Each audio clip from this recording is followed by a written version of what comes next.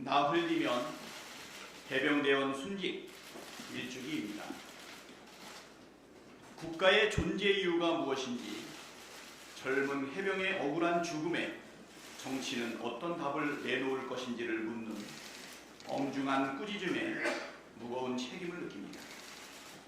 지난 1년 동안 윤석열 대통령과 국민의힘은 진상규명을 위해 노력하기는커녕 진상 은폐를 위한 특검법 발목 잡기에만 매달렸습니다. 윤석열 대통령은 해병대원 특검법을 2번이나 거부했고, 국민의힘은 대통령 부부 방탄을 위해 국회 파행까지 서슴지 않았습니다. 국민의 안타까운 죽음을 덮는 데 혈안인 이런 비정한 대통령과 집권 여당이 과연 진짜 보수라고 할 수 있는지, 과연 존재할 이유가 있는지 묻지 않을 수 없습니다. 손바닥으로 하늘을 가릴 수 없고 국민을 이기는 권력도 없습니다. 날마다 사건의 몸통이 대통령 부부라는 정황과 증거가 쏟아지고 있습니다. 더구나 영부인 국정농단 게이트 가능성까지 제기되는 마당에 특검을 해야 할 명분과 필요성은 이미 차고도 넘칩니다.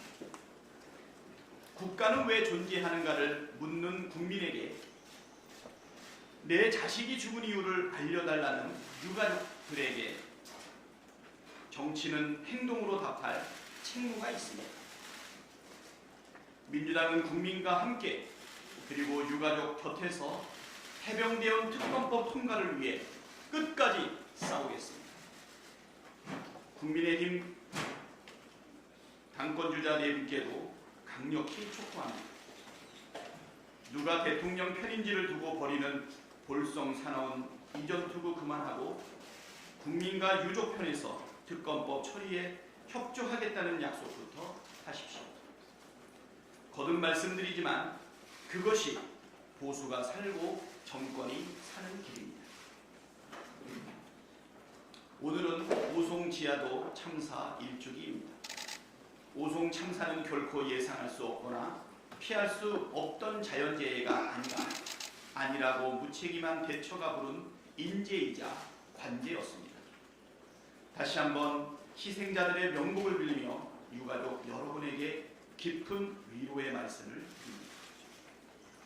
윤석열 정부 들어 수많은 참사가 있었습니다. 신림동 반지하 참극과 이태원 참사, 오송 참사는 무대책, 무능력, 무책임이 부른 참사라는 공통점이 있습니다. 사전 대책은 소홀했고 사후 대응은 무능했고 아무도 책임지는 사람이 없었습니다. 숱한 참사를 겪고도 정부의 재난 대책이 얼마나 달라졌는지 의문입니다. 당장 지난주 내린 폭우로 모두 8명의 인명피해가 발생했습니다. 신속한 수해복구와 함께 2중, 3중의 재난대응 시스템을 구축해야 합니다. 민주당은 이번에 큰 피해를 겪은 지역을 찾아 필요한 사항들을 면밀하게 점검하겠습니다. 정부도 피해가 심각한 지역에 대한 특별 재난지역 선포 절차를 최대한 서둘러 달라는 말씀을 거듭 드립니다. 일상화되고 있는 기상 이변에 대비해 안전 설계와 체계, 매뉴얼 전반을 원점에서 재정비하는 노력 또한 박차를 가해주길 당부드립니다. 트럼프 전 대통령이 유세 중 피격당하는 충격적인 일이 발생했습니다. 어떤 명분과 이유로도 이러한 테러 행위가 용납될 수 없습니다.